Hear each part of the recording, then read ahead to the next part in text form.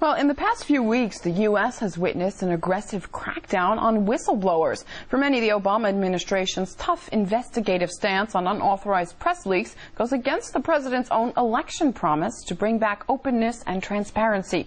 Moreover, some journalists now accuse the Obama government of actually attacking press freedom. In an attempt to silence government leakers, the Obama administration is prosecuting a journalist.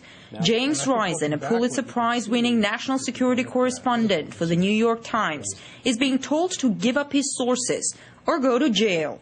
In his 2006 book, he wrote about the botched U.S. intelligence operations to halt Iran's nuclear program.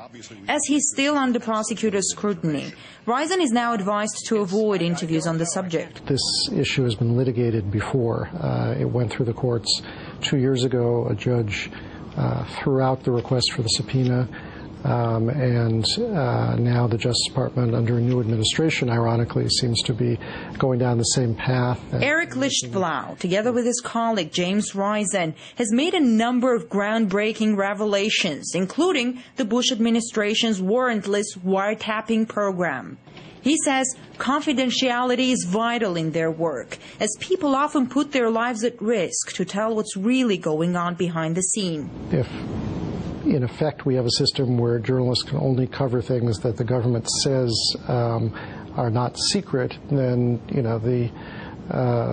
journalists have lost their independence. They've lost their ability to act as a check on the government. There would probably be no discussions on Guantanamo abuses or CIA's secret prisons if not for the leaks, but the clampdown is on. Of course, there is a line between giving up national security secrets and telling the public what they need to know about their government's work. But one or two other cases like Risen's and the Free American Investigative Journalism could face a real drought in sources.